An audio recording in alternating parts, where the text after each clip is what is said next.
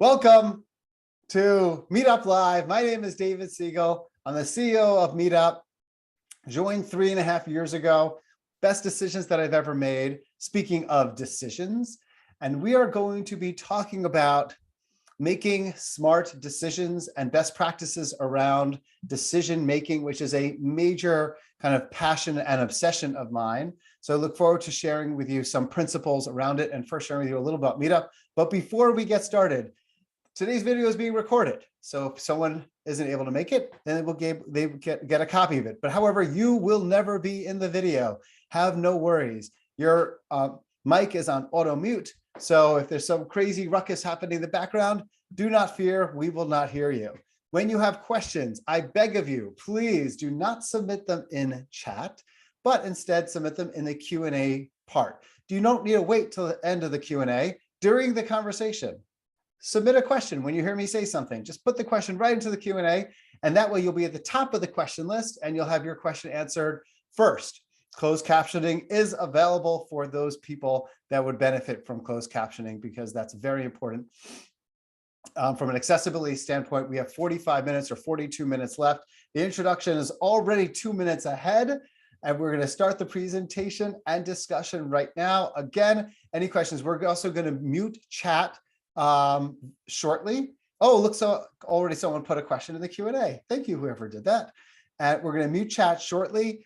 Then we're going to open chat back up at some point because I'm going to be asking a question. So I want to hear some feedback in the chat. So Emily and Janine, whoever in our team is working on opening and closing chat, you might hear me say it and just be ready with your fingers. Here we go. Not everyone knows the story of how Meetup was founded. Some of you do. And even though this is about decision-making, a big part of Meetup is the decision to found the company. Meetup was founded due to, in many, many ways, the tragedy of 9/11. When our founder, Scott Heiferman, was in his building and in a fog and a state of confusion, just like many of us were at that particular time. I remember exactly where I was when I found out about what happened that day, as we all do. And he walked over to someone and he said, "Oh, what floor do you live on?" And he found out he lived on the same floor as him, figured he just must have moved in, but no, he'd been living there for many years. And he met another person who was also on his floor. And he said, it should not take a tragedy to build community. And that was the founding of 9/11. He went into his home. He put this together as like an idea of how we could build community, not just because of tragedy. And that's the Meetup we have before us. And I'll tell you something, on June 14th, 2002 is when Meetup launched. And oh, by the way, what that means, our website launched, is that our 20th anniversary is in about 3 weeks from today. June 14th, 2022 is our 20th anniversary. And it's also my daughter's 15th birthday. So both wonderful things to celebrate. In the early days, Meetup was a wild, wild west. The group that had the most groups in it, the area, was actually witches. There were more Meetup groups around witches when it was first founded than any other area. 442 different witches-related groups. Pretty remarkable. The big growth, however, occurred for Meetup when a little-known senatorial candidate named Barack Obama said that anyone who creates a Meetup event and has, I think it was 1,000 people who can show up, he'll go to the farm, he'll go anywhere in rural Illinois in order for to help and connect with people. And Barack Obama actually, this book came out recently, he talks all about how Meetup was so fundamental in 2004 to his political success and political career. And the reason why Meetup is so important is because of the loneliness pandemic, where 46% of people, not regularly, not sometimes, not occasionally, but regularly feel lonely. 46%. And among people who are Gen Zers, that number terrifyingly is up to 62% of people who regularly feel lonely. And this was, by the way, before the pandemic. It's only worse since then, as so many of us unfortunately know. 25% of people do not have not one, a trusted confidant to be able to go to in a time of need. Again, terrifying numbers. And then there's Meetup with 56 million members worldwide, 10,000 or so events every single day in all the different cities that were listed beforehand. So we're gonna re-enable chat right now. And the reason why we're doing this as a workshop is because I want you to share. It could be the most innocuous decision, what you're having for lunch or what you're having for dinner, or depending on your time zone, what you may be having for breakfast. It could be anything innocuous, or it could be something significant, a major decision. But if you can just put into chat any decision that you are thinking about, it will make the rest of today's workshop be more valuable. So good, thank you. Julie shared whether to change jobs, whether to buy an annuity, whether to pick the right job after graduating, moving alone to another state. Keep them coming, keep them coming. Staying in a job, what kind of gift to get for a loved one, selling your rental property, starting to work in ad tech, going on a solo vacation. I'm a big fan of solo vacations. I have done those, and they could be great growth opportunities. Moving to another city, amazing, amazing. Keep them coming, keep them coming. We're going to keep chat open for the next few minutes. And the reason why it's important is, first of all, I want people to see some of the big decisions that people are making and the vulnerability around it.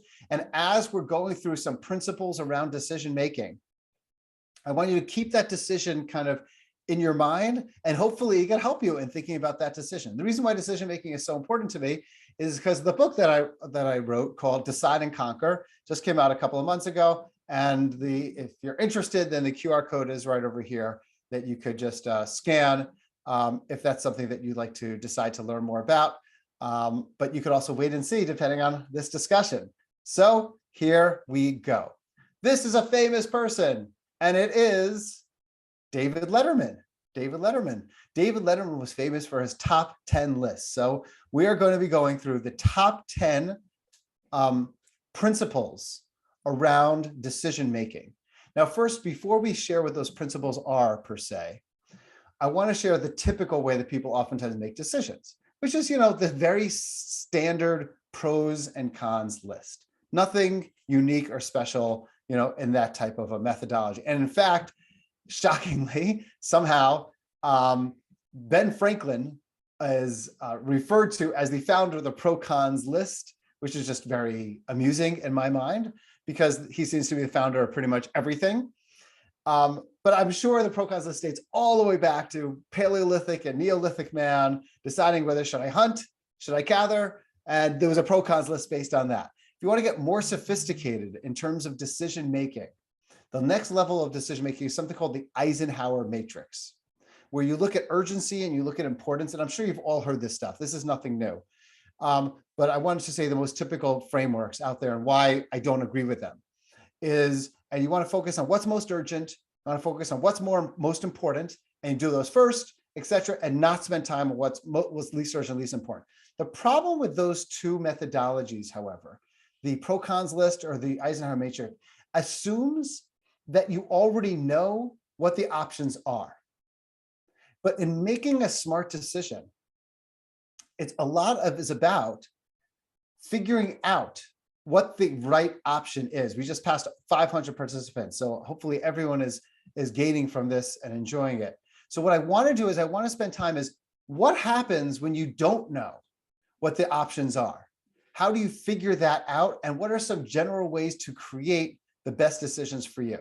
And we're going to do a top 10 list. So here we go. Number 10 is about thinking about optionality when you're making a decision. What optionality means is, are you creating a significant number of new options for yourself because you just decided to join a meetup group, or you just decided to move to a new city, or whatever those options are? Or is it called a trapdoor decision? Are you closing off decisions for yourself? And the reason why that's so important in decision making is because it's a crazy thing, but people who are successful oftentimes talk about getting lucky. But the reality is that you can create your luck. You could actually influence how lucky you end up being. And the way that you do that is if you create hundreds of potential options for yourself because of different actions that you could take, then actually higher likelihood of lucky things happening to you. So for example, let's say there's someone who loves finance, is interested in finance. They could decide to become a trader, or they could decide to become an investment banker or something else. Well, if you're a trader, the number of options available to yourself for your next step in life is actually relatively few. The number of options if you're an investment banker are tremendous because so many people want to hire someone with that kind of analytics background, strategy background, etc.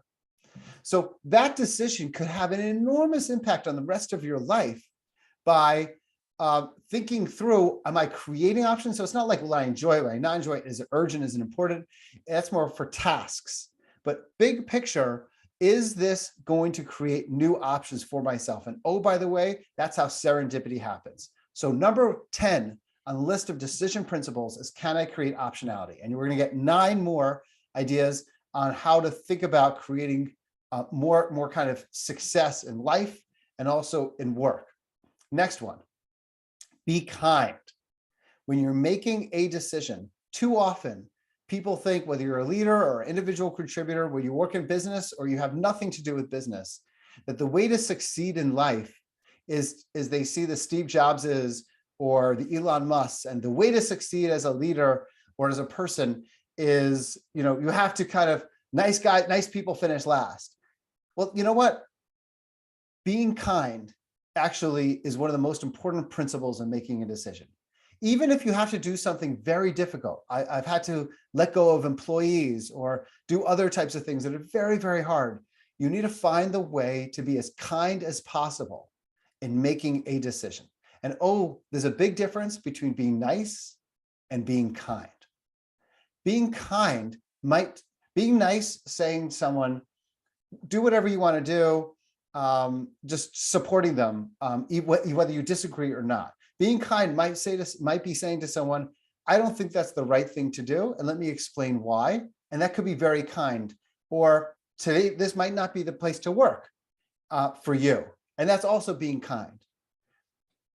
Be kind more so than be nice, because the way to best help someone, the best way to make the right decision for someone is focusing on kind. So don't want to be a terrible person, be kind, but you also want to be so quote unquote kind that you're a doormat and that you're kind of not being nice to yourself, and you're focused on just kind of being perceived as a nice person. One of the biggest mistakes that I have made is kind of oftentimes is not wanting to hurt someone's feelings, and that really hurts me in leadership. There's a book, actually, someone just shared with me, called The Courage to be Disliked as well, which is just really understanding that sometimes being kind versus nice is more important. Next, talk about decision-making. Disagreement. Surrounding yourself with people who disagree. The famous thing about Abraham Lincoln, who when he became president, he took all of his biggest rivals. There's a book called Team of Rivals. And he included his rivals in his inner cabinet. And he said, I want to surround myself with people who disagree, because when you disagree, smarter decisions will ultimately get made. And I'll tell you, for people who are more introverted, it's a lot harder for them to sometimes disagree. And the reason, by the way, people who are raising their hands, I love it. Just put your questions in the Q&A, and I can't wait to get to them. We have plenty of time for questions, I promise. If I need to go a couple minutes over, just to answer your question, I will do so as well. So keep the questions coming. Thank you. If you're an introvert, it's harder because you need to oftentimes process information first. So my job as a leader, or as a facilitator, as a meetup organizer, which I am as well, is to say, how can I help introverts to become leaders and to engage as much as possible? So one of the things we do at Meetup is, when we have very important decisions to make as a company, we create a document beforehand. We then share the document with everyone. We ask people to add their comments, add their suggestions, add their thoughts in the document, so people could do that prior to a meeting. And then when the meeting happens, people are much more comfortable participating, even if they need to process information, because we've given them time to be able to look at the information prior to the actual meeting. So thinking about when making a decision, you want to surround yourself with disagreement. And sometimes I will actually say in a meeting, hey, I'm going to disagree here. I don't necessarily agree. I don't necessarily truly disagree, but I need to have more debate in order to make smarter decisions. And oh, by the way, why community is so important. And Meetup, obviously, and others facilitate that disagreement. And sometimes in probably some of your Meetup groups, there's too much disagreement. And that's okay. But disagreement will help to make smarter decisions. You need to make a decision. It's not about, sitting around never making a decision. And that gets into, we're going to get to that shortly, actually. Being bold. So let's open the chat back up again, if you don't mind. Open the chat back up. And I didn't tell the team I was going to do this. We're going to do this for a couple of them. And just put in to the chat whether or not, knowing yourself, you tend to make the mistake of being too bold or not bold enough. You tend to be one of those people that are too bold or not bold enough, not bold enough, too bold, good. Know yourself about whether or not you're too bold or not bold enough. Let's just keep the chat open because I want you to recognize how you are and make sure you're doing what's uncomfortable. Meaning, if it's uncomfortable for you to be bold, then probably you need to figure out how to tip the scales to be more bold. If you're overly bold and you make mistakes because of it, we used to be owned by WeWork. Adam Newman and WeWork was very bold. They were very bold. Didn't work out so well, from their perspective. But know yourself and know which ones you go too much towards. Sometimes a good way to be bold, it takes boldness to say no. People need to take care of themselves, however. And it's hard to say no to people. But I like to say deprioritization is more important than prioritization. And the way to take care of yourself is to make sure that you're saying no effectively. And sometimes that's hard to do, but being bold, it means saying no at times to people. Also, I do find that many times people, by not being bold enough, it mitigates and afraid to take some risks, it mitigates their return and mitigates the opportunities ahead of them. So know yourself and try to get out of whatever the comfort zone is. Number 6, be speedy in decision-making. Okay, great quote by Teddy Roosevelt. I'll call him Teddy since we're buddies. The best decision is best decision is a great decision. The next best decision is a bad decision. And the worst decision is, of course, no decision. How many people are constantly in a situation, whether it's family, whether it's friends, whether it's at work, whether it's in personal, where they know people who have decision inertia, who are just like afraid of making decisions? Well, it's important to recognize being afraid of making a decision and not making a decision is actually a decision. And almost always it's the worst decision that you can end up making when you're afraid of making a decision, because that decision it then takes the decision-making out of you and gives the power of the decision to someone else. Because guess what? You keep waiting to make a decision, you lost the opportunity. I'm gonna get a job offer and I'm just not gonna make a decision about it. That job offer is not gonna stay. I might move to a city, have an opportunity, that opportunity is gonna go away. So people oftentimes don't recognize the fact that by not making a decision, you truly are making a decision. The reason why decision-making and speed is so important, because there's a concept called a minimum viable product. Anyone in tech certainly knows that term, an MVP, minimum viable product. Well, what we should be creating is minimum viable decisions. It's thinking through, how do you succeed? You succeed by making the decision, by going out there, by doing things, and then by iterating, and then by changing, and then by revising. But you can only know how you're iterating, based on the lean startup type methodology. Another great book, Lean Startup by Eric Ries, is getting it out there, seeing the results of it, and then iterating. If you're never getting it out there, you're never going to be able to do one of the most important things, which is to learn. You're never going to be able to learn. People always talk about, do I prioritize short-term decision-making? Do I prioritize long-term decision-making? Let's do chat one more time and know yourself. How many of you tend to be more short-term focused? How many of you tend to be more long-term focused when you make decisions? If you put into chat, everyone has a little bit different. Exactly. Some people are more short-term. Look at this. It's like literally half and half, short-term versus long-term. Know your inclinations.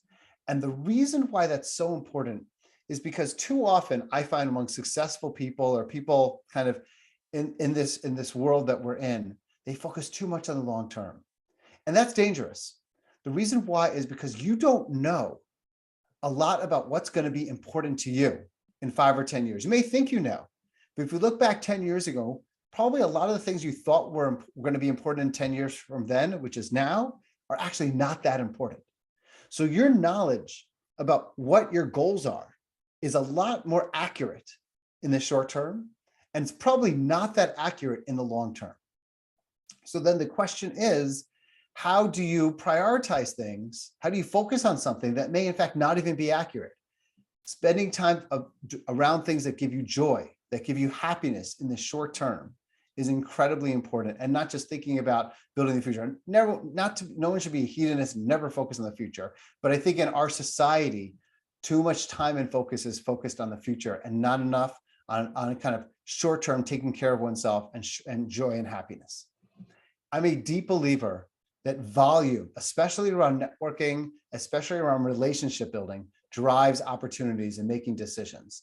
So I want to talk about how there are certain things that you can do in terms of building relationships that are really quite helpful, because it's such an important decision to make to kind of build relationships. So the first is, when building a relationship and thinking about whether you want to take a more formal or informal approach, whether you focus on more personal on the professional. Personally, I have found that building personal relationships, not necessarily professional relationships, when I sit down for something, whether there's a job or career, I want to get to know the person informally. Trying to find ways of being informal and building more of an informal repartee relationship in a more informal setting, like a restaurant rather than a company's office, makes a big difference in terms of building that relationship. When you build a relationship, make sure you're researching someone in advance. LinkedIn, always going to me. It always amazes me how many people go into a LinkedIn meeting with me and kind of not know something basic about, oh, what's Meetup? I never heard of Meetup before. Okay. You could have spent a little, like 30 seconds and looking that up. The best question to ask in terms of networking and building a relationship is there anyone else that you would introduce me to? That opens up opportunities for you from a decision standpoint. Figuring out ways to ask, not to ask, but to offer, to be a connector, to offer to help others.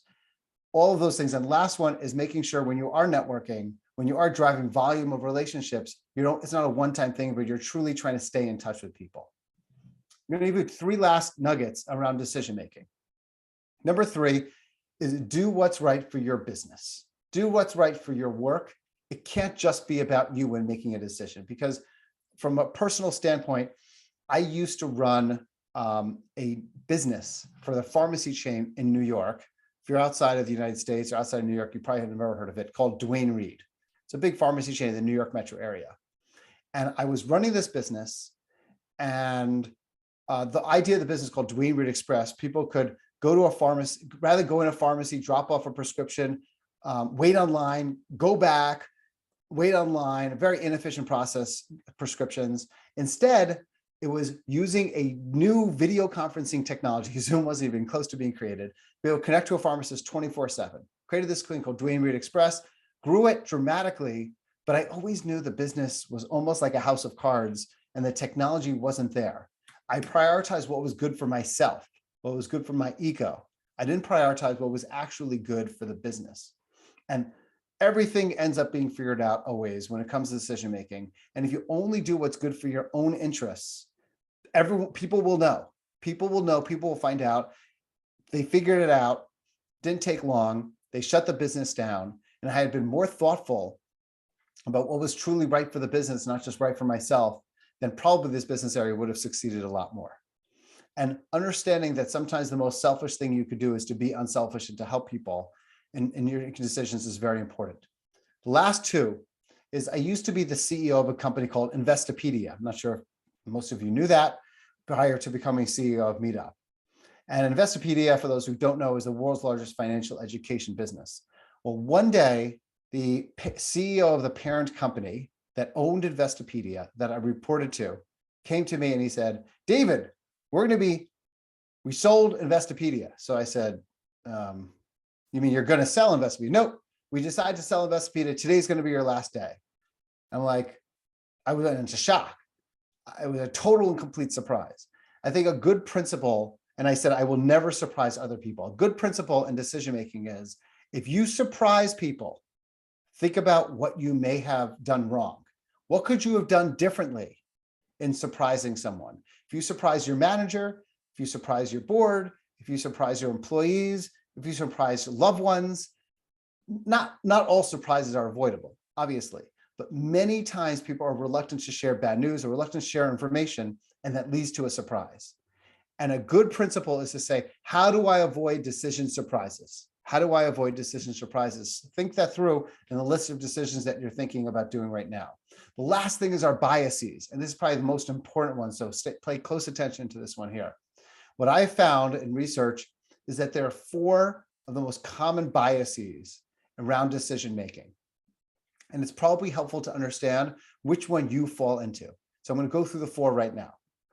First one is recency bias. Recency bias is the situation where you prioritize what just happened most recently. You know, you went out with 7 other people in your life and you broke up with someone right before and you ended this relationship. So you're going to overemphasize the exact experience that just happened rather than emphasizing and thinking about all the different data points, all the information you've had. You just had a job that you don't like. You're now going to look for the exact opposite in a new job. You just had a head of content that wasn't the right person. So you can look for someone who's the total opposite of content.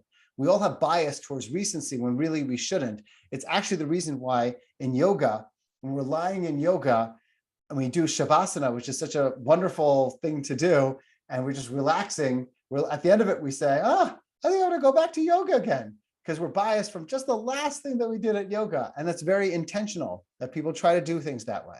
That's why dessert is so important at the end of the meal. We're biased of how the dessert was that impacts oftentimes the whole enjoyment of the actual meal. Recency bias. The next is confirmation bias. Confirmation bias is the concept that you only look for information that confirms something that you already know. You surround yourself by people who are yes people, who are saying things that are similar to what you say and what you believe. It's like the anti-diversity. It's saying like for me, unfortunately, it's as the market is in turmoil, the stock market over these last several weeks, I guess 8 straight weeks now of being down, I will only look at the market. Oh, look, I went up today, but I don't really look at it from an honest perspective. And I think I'm better at kind of investing, and I'm really a truly terrible investor. That's confirmation bias, looking for things that only confirm your previous beliefs. So what a lot of people use social media, unfortunately, for. It even strengthens confirmation bias even more. The third is status quo bias, which is the bias for people to focus on the day-to-day and the status quo, even if it's a terrible situation that they're in, because of fear of the unknown and fear of change and the stress that oftentimes comes with change. They don't want that change to happen. They have status quo bias, and that oftentimes results in not being able to grow, not being able to learn. And it's a real challenge for a lot of people, status quo bias. And last is sunk cost fallacy, which is a lack of an understanding that, let's say you just spent 3 years in a relationship, 3 years in a job, 3 years building a house, whatever the thing happens to be. Well, you know what? Those years are gone. That time is gone. If I go to a restaurant and I just spent $100 on a delicious meal, and I don't have to eat all the meal just because I just spent all this money. That money is gone. My goal is to enjoy myself, is to have a good time. It's not necessary to eat it all. It's not necessary to compensate for the fact that I spent all this time. Sunk cost bias. So again, last thing I'm going to ask you to do in chat before we open it up for Q&A is just put into chat, if you don't mind, which one of these 4, recency bias, confirmation bias, status quo bias, or sunk cost fallacy, which of these 4 do you think is the most challenging one for you? I see things on recency bias, sunk cost bias, status quo bias. I see all 4. A lot of status quo bias. A lot of status quo bias is out there, actually. That seems to be the most prominent. And recency, well, there's a lot for all of them. But I say this because I want you to think now about that decision that you just started with originally. even though whether you share it, whether you didn't share it. And now I want you to think about these 10 principles around optionality, being kind, not necessarily being nice, but being kind, disagreeing and have people who disagree with you, being bold in decision-making to get the best possible opportunities for yourself, being speedy so you could learn from those decisions, prioritizing the short term over the long term, especially if you have that challenge, understanding that volume of opportunity drives more opportunities, and the higher the volume that you do, the more decisions that you're making, the higher volume, the more opportunities you're going to have. Make sure you're doing what's right for your business, not just for yourself. Making sure that there's no decision surprises and how you can effectively communicate that to your loved ones and your friends, and understanding those biases that you happen to have as well. Each of those are particularly important.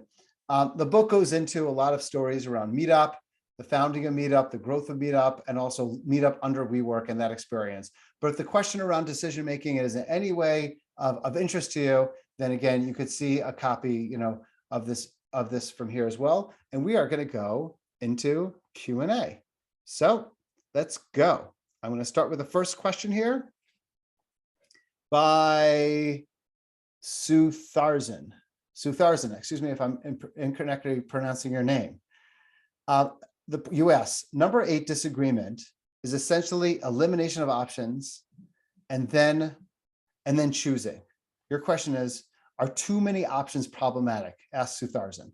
Okay, so I'm going to answer you. There's a very, very famous study that Malcolm Gladwell talks a lot about in a number of his different books. It's called The Paradox of Choice. And in The Paradox of Choice, the study is that they had someone selling jams at a farmer's market. And when a person was selling like 100 jams, the sales were okay, but people were overwhelmed, number of options. When someone was selling then 3 jams, they actually had more sales. So the paradox of choice, Sutharsan, we're having too many options, is actually a very good point. But here's what I want to say. It really depends on the situation. Let's say that you work in sales and you're trying to get as many people to buy your product or service. Then having many different sales opportunities that could potentially, hopefully, convert into sales is a positive thing. So if you're trying to decide yes or no, then having too many different options is potentially a problem. But if you're looking for a potential job and all of the different opportunities can be exciting for you, then I wouldn't try to limit your options. I think there are certain use cases, like I gave the paradox of choice, that you want to have more limited options, but generally speaking, you want lucky things to happen to you. And if a lucky occurrence can happen 1 in 100 times, and you send out 1,000 emails, then you could get 10 lucky occurrences. If you send out 100 emails, 1 in 100 times, let's say, then you get 1 lucky occurrence. And if you send out 10 emails, you get 0 likely lucky occurrences to happen and 0 options. So I think volume is very, very helpful in terms of driving potential opportunity for you to take advantage of. Juan Alvarez. Hello, Juan. Juan asked, how do you overcome being scared of making a decision? And we all face that so much, Juan. I do as well. I think what I try to do is I try to do a lot of envisioning, actually, for myself. I envision, okay, what's the worst thing that can happen based on this decision, that I made? And then I kind of sit on that. And I think, okay, this could happen, this could happen, this could happen. Okay, then I think, okay, is this realistic or unrealistic? But then I oftentimes think that for it to happen, what's the worst thing that could happen if I don't make the decision? Because too often people are scared of making a decision when people should be more scared about not making a decision. Think about what are the negative implications to not making a decision, and that could help you to be less scared in making the decision. Thank you for asking that one. Stanley, is there such a phenomenon as making a decision too quickly? Of course, of course. When it comes to certain things like health, deciding whether to have surgery or not to have surgery, when it comes to things like an enormously important decision, there's definitely something about making too quick a decision. When it comes to like you're working and you're not sure if you do this project or that project, like it's okay. Set a goal for yourself. In 24 hours, I'm going to make a decision. Very few decisions are trapdoor decisions. They can't be opened up. But things that are trapdoor decisions, they're trapdoor, the door is trapped and you're knocking on it and you can't open it up. Those are major decisions, and those could have very significant impact. But oftentimes, Stanley, people think that something's a trapdoor decision, and it's actually not. There are actually very, very few. Deciding to have a child, having a child is hopefully a trapdoor decision. That's a real trapdoor decision. Taking a job, that's not a trapdoor decision. That can be changed. Moving to a new city is not a trapdoor decision. That can be changed. Many things can be changed. There are very, very few trapdoor decisions actually out there. Anthony Albino asked, in the spirit of being a connector, I definitely am, who are the types of people you're looking to connect with that will bring you value? Thank you for asking that, Anthony. Here's my answer. I love Meetup. I love how we help people in terms of building communities for people. And if people here know others who should be part of Meetup, if they should become Meetup organizers and take leadership roles, if people know people here who could connect Meetup with the press, so more and more companies and organizations and people can hear about the amazing things that you are doing as organizers and as Meetup members, then send me an email. My email, david@meetup.com. Whoops, here we go. Yeah, here it is, david@meetup.com. Send me a LinkedIn invite right now. Go on LinkedIn, type in David Siegel Meetup. You will find me very easily. Send me a LinkedIn invite. So thank you for asking that question. I'm most interested in just helping our company because there are billions of people that you should be using Meetup, not just the 60 million people that do. And Meetup just helps so many people's lives. That would be very helpful. Thank you for asking. Sahil asked, we have 6 more minutes, by the way, so keep having questions come in. Sahil Asrani asked, while taking a difficult decision when the stakes are high, how do you manage the enormous mental stress at that time? Okay, so this is a personal answer for me. Just because it works for me doesn't mean it's going to work for you. But if you're asking me what I do for myself around stress management, the answer for me is exercise. I think that the best time that I could spend in my day, one of the most highest ROI, return on investing or return on time activities for me is exercising. I have more energy. You can see I'm an energetic person, but it's because almost every day I'm either going to swim, or I'm going to run, or I'm going to bike ride, or I'm going to do something to just de-stress myself. And for me, the more time that I spend in doing that, the more it makes it a lot easier for me to reduce my mental stress. But everyone's different. Exercise is prone to that because of different chemicals that are unlocked when you're exercising: dopamine, oxytocin, serotonin, adrenaline, etc. But everyone needs to find what it is for them. Some people, it could be meditation. Some people could be very different things, but you need to find what it is for you. For me, it's exercise, Sahil. The last 3 questions I have so far, but feel free to ask another one, are Ruchit Patel. Can you please provide more examples of being kind over being nice? Okay, here's a couple of examples. Let's say your friend is making a mistake. Let's say it's very uncomfortable for you to tell your friend that he or she is making a mistake, that they're making a mistake. The kindest thing you could do is tell them your true opinion, that you care about them and you think they're making a mistake. Maybe it's not nice. Maybe they're going to feel bad.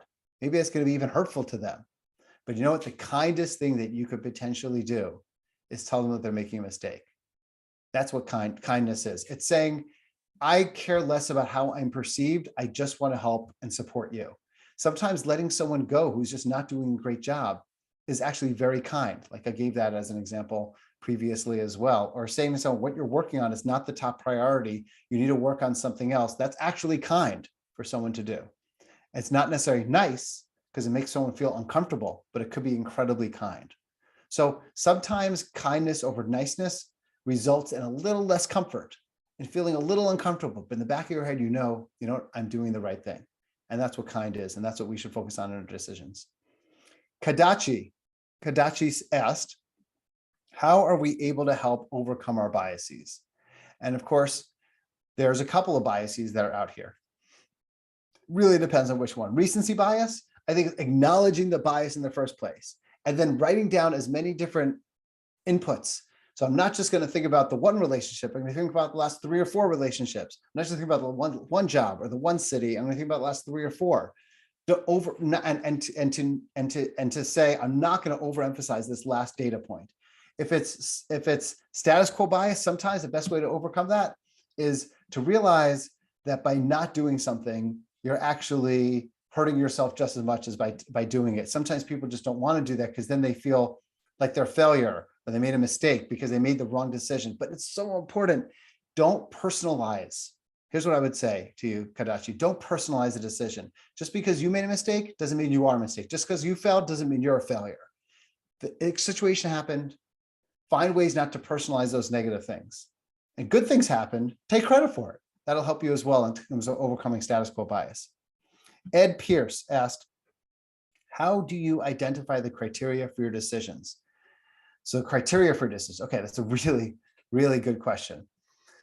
So think through, let's say importance is very important to you. Think about what your kind of life mission is, your goals are, and ground importance as relative to your goals. Too often times we say, I want to do this, I want to do that, I want to do this, but you're not grounding them in what your actual goals are. I want to move to a new city. Why? I want to have this new relationship. Why? I want to get this new job. Why? And after you answer that why, ask why again, and then ask why again. The whole 5 whys principle. Keep asking why, and you'll get to the crux of the matter. Keep understanding that the importance is relative to your goal. Too often we're so in the tactics as opposed to sitting back and saying, okay, what are we trying to accomplish here? I need to take care of myself. That's why. That's my goal. Figure out what that goal is and then focus on that. Last minute, Anonymous, what a great name, asked, how do you test the quality of your decisions after you made them? That's a really, really good question. Some decisions are quantitative and you can actually look at numbers and look at them, but most of the most important decisions in life, you can't. They're qualitative. You have to look back and say, did I learn from this experience? Is an important question to ask. Am I a better person because of this experience? Did I meet new people that helped me to figure out what I most want to be spending my passions in life doing? Did I have fun? Did I enjoy myself during this experience? Ask yourself those kinds of questions, and that will help you to evaluate it versus some kind of quantitative. Too often we're like a quantitative data-driven society, but ask your questions around like, has my value changed? Has my perspective changed because of this experience? So again, I just really want to thank everyone for being part of decision-making, for thinking through principles around decision-making versus just frameworks. And I really have a passion, as you could see, for this particular topic. I love the engagement in chat and in Q&A. Feel free to send me a message on david@meetup.com, send me a LinkedIn invite. And I look forward to connecting and hearing any and all feedback about Meetup or anything else in the future. And thank you for giving us the most important thing in the world, which is your time, because there's nothing more valuable. Have a wonderful, wonderful rest of the day. Take care, everyone. Bye-bye. And a recording, of course, will be made available for those who cannot make it.